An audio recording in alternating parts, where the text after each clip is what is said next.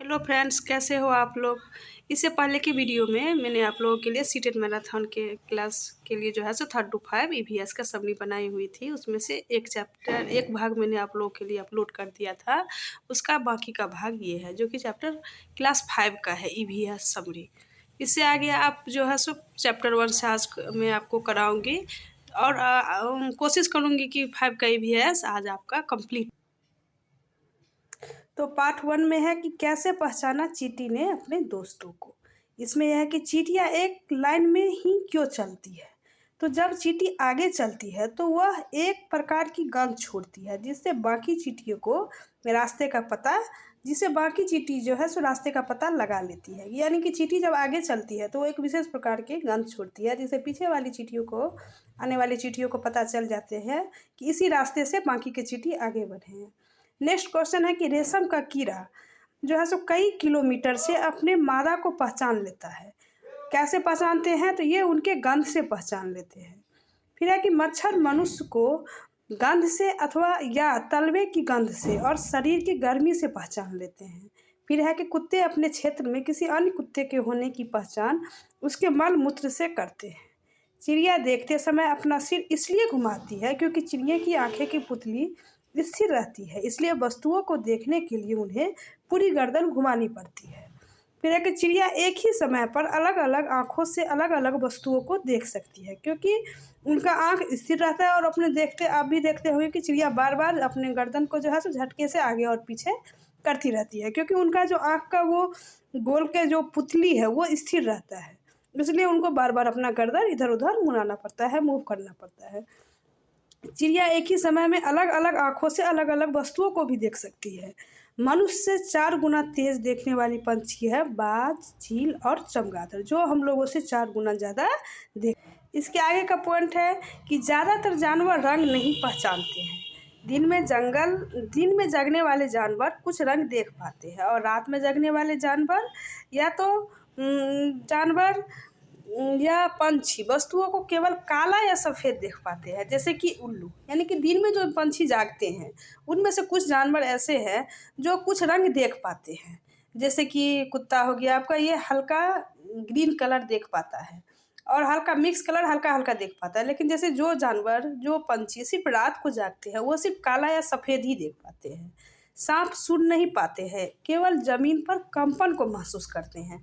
कई बार आप लोगों ने सुना होगा कि बीन बजाने से सांप आ जाते हैं। नहीं, ऐसा नहीं होता है। बीन बजाने से जो कंपन महसूस होती है उस कंपन को सांप भांप लेते हैं और वो महसूस कर पाते हैं।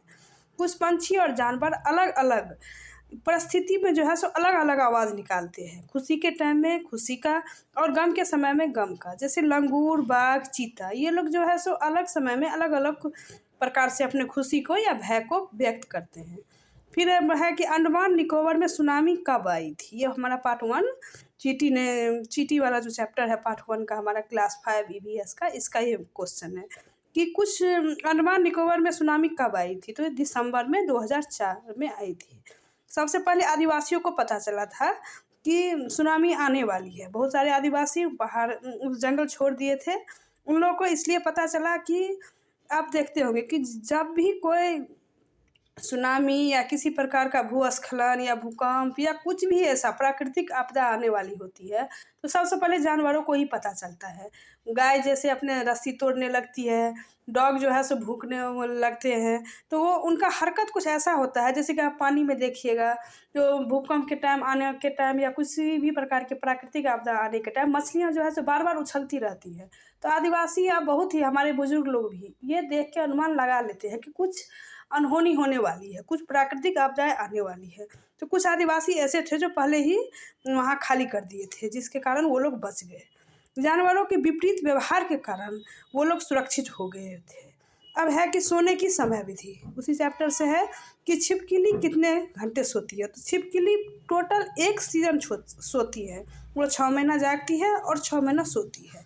गाय 24 घंटा में सिर्फ 4 घंटा सोता है और सांप जो है सो 18 घंटा सोता है। जिराफ 2 घंटा, बिल्ली 12 घंटे। डॉल्फिन भी अलग अलग तरह की आवाज़ निकालती है। ये ऊपर वाले से है, मुझे मिल गया नीचे तो मैं छाट के यहाँ आप लोगों के लिए लिख ली। आपसे पूछ दिया जाएगा कि कौन कौन से ऐसे जानवर हैं या ऐसे जीव जंतु हैं जो अलग अलग तरह की आवाज़ निकालती है, तो उसमें आपका लंगूर, बाघ, चीता और डॉल्फिन आदि आ जाएगी। इस तरह से भी क्वेश्चन पूछा जाता है कि छिपकली बताइए कितने महीने सोते हैं या कितने घंटे सोते हैं। तो ये एकदम याद रखिएगा कि सिर्फ यही छिपकली ही एक ऐसी है जो एक सीज़न पूरा सोती है, और बाकी गाय, सांप, जिराफ, बिल्ली का मैंने यहाँ पे दे ही दिया है। तो आप इसको अच्छे से सीटेट पेपर के लिए 1 to 5 के लिए अच्छे से तैयारी कर सकते हैं। फिर है हमारा ये स्लॉथ। ये भाषा बहुत ही आलसी है। इनके बारे में हम आपको बता रहे हैं कि यह भालू जैसा दिखता है, लेकिन ये भालू नहीं है। एक दिन में ये लगभग 17 घंटा सोता है। पेड़ पर उल्टा लटकता रहता है।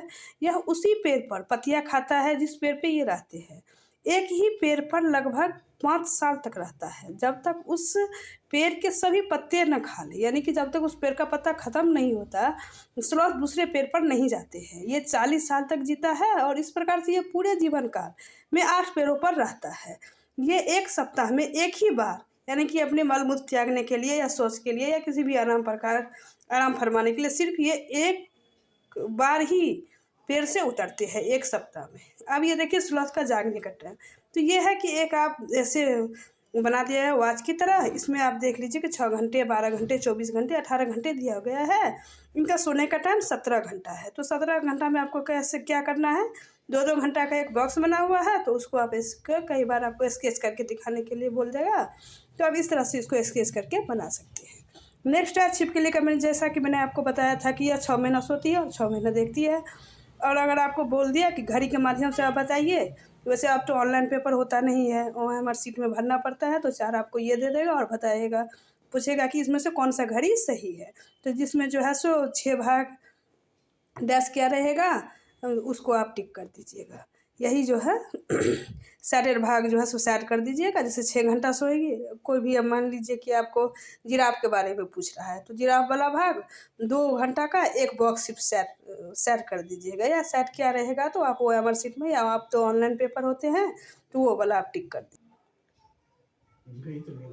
बाघ अपने इलाके में मूत्र को अपने गंध से छोड़ जाते हैं। बाघ अपने इलाके में मूत्र का अपनी गंध छोड़ जाते हैं, जिससे बाकी बाघ को पता चल जाता है कि इस इलाके में बाघ है या नहीं है। यह इलाका कई किलोमीटर बड़ा हो सकता है। एक बाघ किसी दूसरे बाघ को मूत्र के गंध से पहचान लेता है। फिर बाघ की मर्जी कि वो इस इलाके में रहे या फिर चले जाए। फिर है टाइगर। टाइगर से संबंधित आपका एक चैप्टर है। बाघ रात में हमसे 6 गुना बेहतर देख सकता है। बाघ की मूंछ बहुत ही संवेदनशील होती है, जिससे यह हवा में गति और कंपन को भांप लेता है कि हाँ आगे आगे क्या है, नहीं है। ये शिकारी और जंगलों की सरसराहट में भी अंतर कर पाता है कि जंगल में शिकारी छुपे हैं या हवा के कारण पेड़ का जो पतिया होता है वो सरसरा रहा है। जिसकी मूंछें उसे अंधेरे में उसके शिकार को ढूंढने में मदद करती है। बाघ पतियों की आवाज़ और किसी जानवर की हरकत करने के अंतर को भी महसूस कर सकती है। बाघ के कान चारों दिशाओं में घूम सकते हैं, जो उसे चारों ओर की आवाज़ सुनने में मदद करते हैं। बाघ अलग अलग परिस्थितियों में अलग अलग आवाज़ निकालता है। इनकी दहाड़ की आवाज़ जो है सो लगभग 3 किलोमीटर तक सुनाई देती है। जानवर खतरे में। उसे नेक्स्ट चैप्टर है हमारा जानवर खतरे में। चीता बहुत सतर्क जानवर है, लेकिन फिर भी खतरे में है। फिर है कि चीता बहुत सतर्क जानवर है, लेकिन फिर भी यह खतरे में है। जानवरों को मारे जाने का कारण क्या है, तो हाथी दांत के लिए मारे जाते हाथी जो है सो अपने दांतों के लिए मारे जाते हैं। चीता अपने स्किन के लिए मारे जाते हैं। गेंडा सिंह के लिए लोग उनको मार देते हैं। चीता, मगरमच्छ और सांप, ये तीनों त्वचा के लिए लोग इस निर्जीव जीव को जो है सो मार देते हैं अपने लाभ के लिए। फिर है कि कस्तूरी मिर्ग को क्यों मारा जाता है, तो इनको खुशबू के लिए इनको मार दिया जाता है। बोला जाता है कि इसमें जो है सो इसे मार दिया इसलिए जाता है कि इनकी शरीर से जो है सो एक अलग प्रकार की खुशबू आती है, तो लोग इसके छाल को घर में रखते हैं। कुछ जगहों पर शिकार करना मना है, जैसे कि उत्तराखंड का जिम कॉर्बेट नेशनल पार्क। ये भी आपका एक क्वेश्चन बनेगा कि जिम कॉर्बेट नेशनल पार्क कहाँ है, तो उत्तराखंड में है। राजस्थान भरतपुर में काला घनादेव, ये भी क्वेश्चन है कि काला घनादेव अभयारण्य कहाँ है, तो ये राजस्थान के भरतपुर में है। अब हमारा पार्ट 2 है। चैप्टर 1 इतना बड़ा था, इसमें से बहुत सारे क्वेश्चन फंसते हैं। फिर है पार्ट 2 में कि नाग गुम फन क्या है, तो यह एक प्रकार की डिजाइन है। ऐसे डिजाइन जो रंगोली, कढ़ाई और दीवारों को सजाने के लिए सौराष्ट्र, गुजरात और दक्षिण भारत में प्रयोग किया जाता है। कई बार स्टूडेंट क्या गलती कर देते हैं कि नाग मूंगफली कोई काटा है या किसी नाग का नाम है, ऐसा नहीं है, ये एक प्रकार का डिजाइन है। फिर है कि भारत में पाए जाने वाले जहरीले सांप कितने प्रकार के हैं, तो ये 4 प्रकार के होते हैं, जिसमें सबसे प्रमुख है नाग, जिसे हमारे इलाके में गहुमन भी कहा जाता है, करेत, दुबैया और अफाई। अफाई ये जो है सो 4 सबसे प्रमुख हमारे भारत में पाए जाने वाले जहरीले सांप हैं, जिनके काटने से आरिया पार। फिर है सांप के 2 जहरीले दांत होते हैं। सांप के 2 खोखले जहर वाले भी दांत सांप के 2 खोखले जहर वाले दांतों से जहर व्यक्ति के शरीर में चला जाता है, सांप के जहर से सांप के जहर से बचाने वाली दवाई सिरप है। सिरप भी सांप के जहर से ही बनाया जाता है। जैसे बोलते हैं ना, लोहा को लोहा काटता है, उसी तरह सांप के जहर से ही सांप के काटे हुए आदमी को बचाया जाता है, और उनका नाम है सिरप। ये आप कहीं जरूर नोट आउट कर लीजिएगा कि कौन सी जहर से जो है या कौन सी दवाई से जो है सो सांप का काटा हुआ आदमी बचाया जाता है, तो वो है सिरप। और वो बनता किस चीज़ से है, तो वो उसी सांप के जहर से बनता है जिस सांप ने काटा, उसी सांप का जो सिरप बनता है, उसी जहर से जो उसके सांप का जो जहर होता है उसका से जो सिरप बनता है, उसी से उन्हीं को बचाया जाता है। यानी कि अगर करेत काटा है तो करेत के जहर से जो सिरप बनाई गई वो इसी से करेत का काटा हुआ आदमी बच सकता है। इसलिए बोला जाता है कि जब भी कोई भी सांप काटे तो तुरंत उन्हें देख लेना चाहिए कि हाँ कौन सा है, ये कोई या नहीं है। फिर है सफेरों की एक जाति को कालबेलिया कहा जाता है। ठीक है, आपको ऑप्शन में दे देगा कि कालबेलिया क्या है, नीचे दे देगा कालबेलिया किसकी जाति है, नीचे दे देगा मछुआरा, हलवाई या कुछ ऐसे माली सांपों की सफेरों की एक जाति। तो सफेरों की एक जाति को कालबेलिया कहा जाता है। अब बचा हमारा पार्ट 3, चखने से पचने तक। इसका हम कल लोड कर देंगे, ये मैराथन क्लास कल करा देंगे। अभी आप इतना ज़रूर याद कीजिए। और इससे पहले जो मैंने पार्ट 1 डाला हुआ है इसी का मैराथन क्लास पेपर 1 to 5 के लिए, तो उसको ज़रूर 1-2 बार आप सिर्फ सुन लीजिए, आपको लिखने की कोई ज़रूरत नहीं है। मैंने इतने ईजी वे में छोटा छोटा नोट बनाया है कि आपको याद करने की कोई ज़रूरत नहीं है। और हमारे चैनल को जो है सो लाइक और सब्सक्राइब जरूर कीजिए। NCERT जोन हमारे चैनल का नाम है। अगर आपको पसंद आए तो ज़रूर इसको लाइक और सब्सक्राइब कीजिए, और अपने फ्रेंड को भी शेयर कीजिए, ताकि वो भी बहुत कम टाइम में इसको अच्छे से याद कर सकते हैं। क्योंकि इसके आगे भी आपको तैयारी करना है, तो सीटेट में ही लगे रहेंगे तो ये तो नहीं होगा। आपको DSS भी करनी है, उसके आगे जैसे आपको KVS में जाना है, तो उनके लिए आगे 6 to 12 भी मैं वीडियो बना रही हूँ। तो आप पहले सीटेट कीजिए, फिर नेक्स्ट इसको भी चैनल को अगर लाइक सब्सक्राइब किए रहेंगे तो आपको नोटिफिकेशन मिलता रहेगा, और हमारे चैनल के माध्यम से आप पढ़ते रहेंगे। थैंक यू, धन्यवाद।